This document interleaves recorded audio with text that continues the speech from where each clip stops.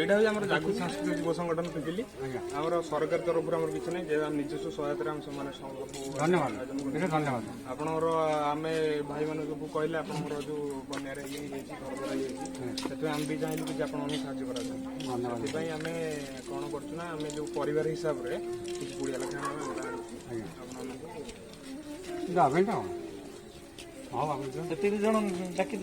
ଆପଣ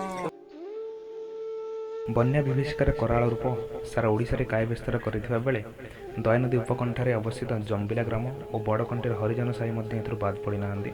ଜମ୍ବିଲା ଗ୍ରାମର ଲୋକମାନେ ବାସହରା ହୋଇ ବାଗେଶ୍ୱରପୁର ସରକାରୀ ପ୍ରାଥମିକ ବିଦ୍ୟାଳୟରେ ଆଶ୍ରୟ ନେଇଥିବା ବେଳେ ବଡ଼କଣ୍ଟି ହରିଜନ ସାହିର ଲୋକମାନେ ମଧ୍ୟ ନାଇଁ ନଥିବାର ଅସୁବିଧାର ସମ୍ମୁଖୀନ ହୋଇଥିଲେ। ଏହାକୁ ଦୃଷ୍ଟିରେ ରଖି ପ୍ରଥମେ ବାଗେଶ୍ୱରପୁର ଏବଂ ପରେ ପରେ ବଡ଼କଣ୍ଟିର ହରିଜନ ସାହିରେ ଜାଗୃତି ସାଂସ୍କୃତିକ ଯୁବ ସଂଗଠନର ଆନୁକୂଲ୍ୟରେ ସେହି ବନ୍ୟା ପ୍ରଭାବିତ ଲୋକମାନଙ୍କୁ ଶୁଖିଲା ଖାଦ୍ୟ, ଚୁଡ଼ା, ଗୁଡ଼, ବିସ୍କୁଟ ଆଦି ବଣ୍ଟନ କରାଗଲା। ପିପିଲି ମାଟିରେ ଆସିଛି ନବୀନତା, ଜନଜୀବନରେ ସଂସ୍କାର ବାର୍ତ୍ତା ଦେଇ ଆରମ୍ଭ ହୁଏ ଜାଗୃତି। ଜାଗୃତି ନବଜାଗରଣ କଳା ସଂସ୍କୃତିର ଝଙ୍କାର।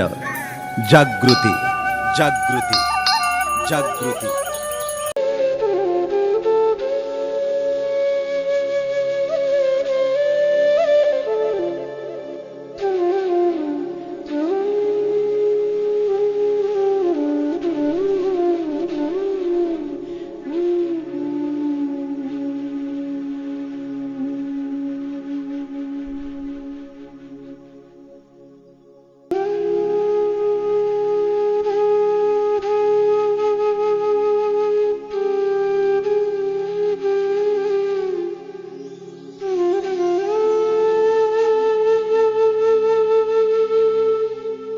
आमे जागृति सांस्कृतिक युव संगठन पिपिली तरफ आज पिपिली निकटस्थ कंटी ग्राम बड़कंटी ग्राम किसी बन्या प्रपीड़ितों रिलीफ नहीं आसीचु किसी शुखिला खाद्य गाँव आज आम बंटन करने प्रस्तुति करूँ आज आसीचु से निकट में किसी शुखिला खाद्य पहुँचाई से किसी उपकृत करने जागृति सांस्कृतिक युव संगठन पिपिली अहर प्रयास कर